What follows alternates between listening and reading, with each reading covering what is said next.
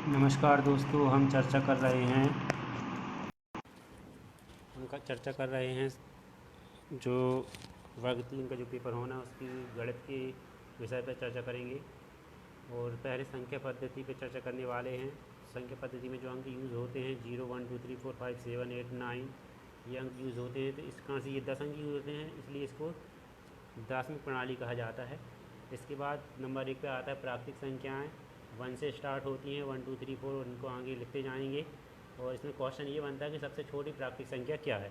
तो सबसे छोटी प्राकृतिक संख्या जो है वो हमारी 1 होती है। और सबसे बड़ी के लिए यदि पूछा जाएगा तो वो संभव नहीं है, ठीक, असंभव है। क्योंकि प्रत्येक संख्या के आगे अगर हम 1 लगा देंगे, जोड़ देंगे, तो वो अगली संख्या प्राप्त हो जाती है। इसी के बाद आता है पूर्ण संख्याएँ। पूर्ण संख्याएँ जो होती हैं वो 0 से स्टार्ट होती हैं। यदि प्राकृतिक संख्याओं के आगे हम 0 लगा दें तो वो संख्या पूर्ण संख्या बन जाती है, ठीक है। वो यहाँ से 0 1 2 3 4 5 इसको भी आगे लिखते जाएंगे। वो सबसे छोटी पूर्ण संख्या जो होती है वो 0 होती है। वो सबसे बड़ी जो संभव नहीं है। उसके बाद आता है सम संख्याएँ। सम संख्याएँ क्या कहलाती हैं? वो सभी संख्याएँ सम संख्याएँ कहलाती हैं जिनमें 2 का भाग चला जाता है। या आप ये कह सकते हो कि जिस संख्या में इकाई का अंक 0 2 4 6 8 होता है वो संख्या सम संख्याएँ होती हैं, ठीक ना। इसके बाद आता है विषम संख्या।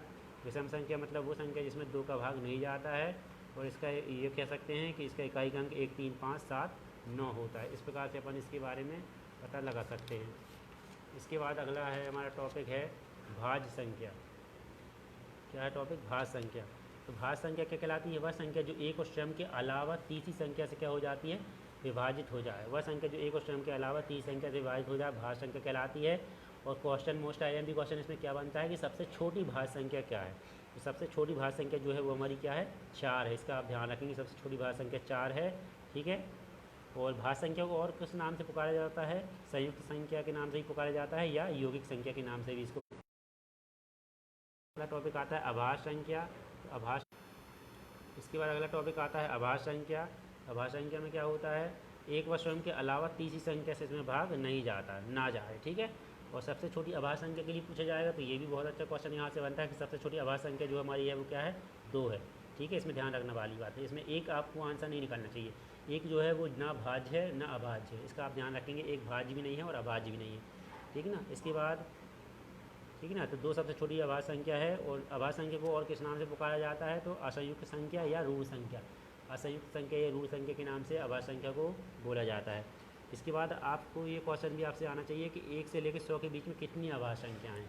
तो 1 से लेकर 100 के बीच में कितनी अभाज्य संख्याएँ हैं? तो निकालेंगे 2 3 5 7 11 13 17 19, ठीक है, 19 23 29 31 37 41 43, ठीक है, 53 43 43 53 59 61 67 71 73 79 83 89 और 97।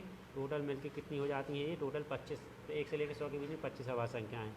अब एक और नई चीज़ आ रही है यहाँ पर, जुड़वा अभाज्य संख्या क्या कहलाती हैं, ठीक है। वो अभाज्य संख्या जुड़वा अभाज्य संख्या कहलाती हैं जिनके बीच में 2 का अंतर होता है, मतलब उनके बीच में 2 का अंतर हो, ठीक है। तो वो जुड़वा अभाज्य संख्या कहलाती है। जैसे 3 5 जुड़वा अभाज्य संख्या है, 5 7 11 13 17 19 29 31 41 43 59 61 और 71 73, ये सब जुड़वा अभाज्य संख्याएँ होती हैं, ठीक ना।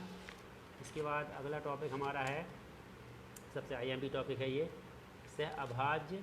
सहअभाज्य या असहभाज्य संख्या। सहअभाज्य या असहभाज्य संख्या, ये दोनों एक ही नाम से पुकारे जाते हैं, सहअभाज्य या असहभाज्य, ठीक है। 2 प्राकृतिक संख्या जिनका महत्तम समवर्तक क्या होता है? 2 प्राकृतिक संख्या जिनका महत्तम समवर्तक क्या होता है? एक होता है सहअभाज्य संख्या कहलाती है, जैसे 3 5, ठीक है, 5 7 4 9 12 13 1 5, ठीक है। तो आप ये कह सकते हैं कि 2 क्रमागत प्राकृतिक संख्या सहअभाज्य संख्या होती है। ये भी है, 2 क्रमागत प्राकृतिक संख्याएँ सहअभाज्य संख्याएँ होती है, जैसे 11 12 21 22, है ना। ऐसे जो क्रम से 2 आप ले लेंगे वो निकलती जाएंगी। अब एक और आता है इसमें संपूर्ण संख्या। संपूर्ण संख्या क्या कहलाती है? वैसी प्राकृतिक संख्याएँ जिनकी सभी अपवर्तकों, अपवर्तकों मतलब गुणनखंड, है ना, जिनके सभी अपवर्तकों का योग क्या होता है? संख्या मान का दोगुना हो जाए, संपूर्ण संख्या। संपूर्ण संख्या, ये चीज़ आपको सुनने नहीं मिलेगी, संपूर्ण संख्या। वैसी प्राकृतिक संख्या जिसके सभी अपवर्तकों का योग संख्या का क्या हो जाए? दोगुना हो जाए, संपूर्ण संख्या कहलाती है, ठीक है। तो 1 से 100 के बीच केवल 2 ही ऐसी संख्या हैं जिनके गुणनखंडों का योग करने पर वो कितना आता है? दुगना आता है उनसे। तो 6 और 28 ऐसी संख्याएँ हैं। अब जैसे कि 6 के अपवर्तक क्या हो जाएंगे? 1 2 3 6, ये खुद 6 में मतलब किसकी संख्या से भाग जाएगा? 1 से 2 से 3 से और 6 से। इस प्रकार से हम देखेंगे इनका योग करेंगे तो 12 आ जाता है, ठीक है। इसलिए क्या संपूर्ण संख्या है। 28 का हम देखते हैं 28 में 1 से 2 से 4 से 7 से 14 से 28 से खुद से भाग जाएगा। इस प्रकार से इन सबका योग करेंगे तो 56 आता है, इसलिए संपूर्ण संख्या कहलाती है। इसके बाद अगला टॉपिक है रामानुजन संख्या।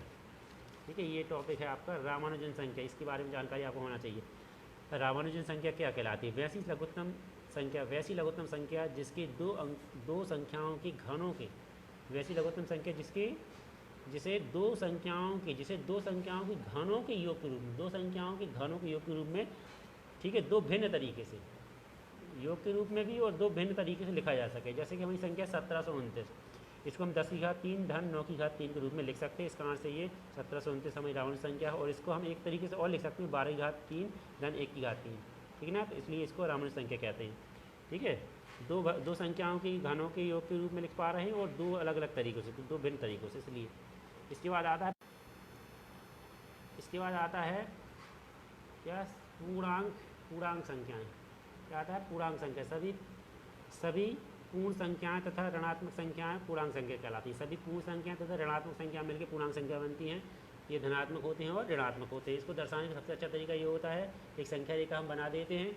इस संख्या रेखा को हम बीचों बीच जीरो लेके 1 2 3 दाईं ओर 1 2 3 धनात्मक संख्या है और बाईं ओर ऋणात्मक संख्या, ठीक है ना।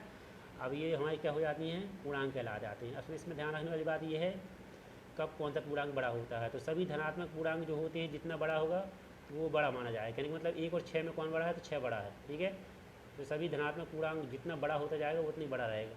लेकिन ऋणात्मक पूर्णांक को जस्ट उल्टा हो जाता है कि ऋणात्मक पूर्णांक जितना बड़ा होता है वो छोटा होता जाता है। जैसे ऋण 6 और 1 की बात की जाए तो ऋण 6 और ऋण 1 में कौन बड़ा है? तो ऋण 1 बड़ा है, ठीक है। तो ऋण 1 बड़ा है ऋण 6 से। इसी प्रकार से ऋण 100 और 1 में बात की जाए तो ऋण 100 छोटा है 1 से, मतलब ऋण 1 बड़ा है ना। तो ऋणात्मक संख्या जितनी बड़ी होगी उतनी छोटी हो जाती है, में लिख सकते हैं। और जहाँ ये सब ध्यान रखने वाली बात होती है, क्यू बराबर नहीं होना चाहिए 0 के रूप में व्यक्त की जाती है ना। जब टी बटे क्यू के रूप में हो और क्यू बराबर नहीं हो 0 तो परमेय संख्या कहलाई। जैसे 5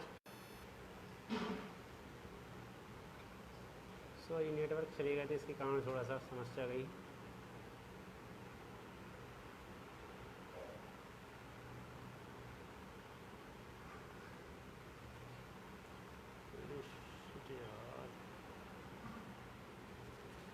तो यहाँ देखते हैं आप परिमेय संख्याएं, वे सभी संख्याएं जिन्हें हम टी बटे क्यू के रूप में व्यक्त कर सकें या क्यू बराबर ना हो 0 के रूप में व्यक्त की जाती हैं, परिमेय संख्याएं कहलाती हैं, ठीक ना। इसके बाद 5 जो होगी हमारी परिमेय संख्या कहलाई क्योंकि हम इसके बटे में 1 लिख सकते हैं। ऋण 2 भी हमारी परिमेय संख्या कहलाई क्योंकि हम इसको बटे में 1 लिख सकते हैं। 7/5 परिमेय संख्या है। 0 जो है हमारी परिमेय संख्या क्योंकि इसके बटे में हम 1 लिख सकते हैं। √4 भी हमारी परिमेय संख्या है क्योंकि हम इसका हल करने पर 2 प्राप्त हो जाएगा, ठीक है, √4 को हल करने पर। और 1/0 बस 0 किसी की संख्या के बटे में आएगा तो वो परिमेय संख्या नहीं कहलाएगी। उसके बाद आता है अपरिमेय संख्या जिन्हें हम p/q के रूप में नहीं लिख सकते, p/q के रूप में नहीं लिख सकते हैं ना। √2, 3, √3, √5, √6, √7 है ना। और पाई ये हमारी क्या है? ये हमारी क्या है? अपरिमेय संख्याएँ। समझ में आ रही बात? अपरिमेय संख्या, वास्तविक संख्याएँ, परिमेय संख्या हो और अपरिमेय संख्या, मतलब सभी संख्याएँ परिमेय भी हों अपरिमेय भी, प्राकृतिक संख्या भी, पूर्ण संख्या, सभी संख्या मिलती हैं क्या बन जाती हैं? वास्तविक संख्या बन जाती हैं, ठीक है। सभी संख्याएँ जो हैं वो वास्तविक संख्या कहलाएंगी। यदि परिमेय संख्या में हम अपरिमेय संख्याओं को भी मिला दें तो वो संख्या हमारी क्या बन जाती है? वास्तविक संख्या बन जाती है। अब 2 परिमेय और 1 अपरिमेय और 1 परिमेय संख्या का योग, तो 3 परिमेय है और √5 अपरिमेय, इन दोनों का योग करने पर क्या प्राप्त होने वाली है? अपरिमेय संख्या प्राप्त होने वाली है। इसी प्रकार से 1 परिमेय और 1 अपरिमेय संख्या गुणनफल भी हमको क्या प्राप्त होने वाला है? अपरिमेय ही प्राप्त होने वाला है। इसके बाद हम देखते हैं स्थानीय मान या आकस्मिक मान। स्थानीय मान या आकस्मिक मान, तो स्थानीय मान निकालते आपसे आना चाहिए। जैसे संख्या दी गई है 9,87,654 में, जैसे 8 का स्थानीय मान, तो 8 को लिखेंगे तो वो कितने अंक के बाद आए? 1 2 3 4, तो इतने शून्य लगा देते हैं, ये इसका स्थानीय मान कहलाता है, ठीक है। जाति मान क्या कहलाता है? जाति मान या इसको हम जाति मान बोल देते हैं, स्थानीय मान को आकस्मिक मान ही बोलते हैं, इसका ध्यान रखेंगे। इसके बाद जाति मान, अंकित मान या वास्तविक मान, ये सभी एक ही कहलाते हैं, ठीक है। तो जाति मान क्या कहलाती है? किसी संख्या के किसी भी अंक का अंकित मान, मतलब वो संख्या खुद क्या कहलाती है? उसकी जाति मान या अंकित मान कहलाती है, ठीक है। इस वीडियो में इतना ही। अगले वीडियो में हम व्यवस्था के नियम पर चर्चा करेंगे। आपको वीडियो अगर अच्छी लगती है तो लाइक करें और चैनल को सब्सक्राइब करें। धन्यवाद।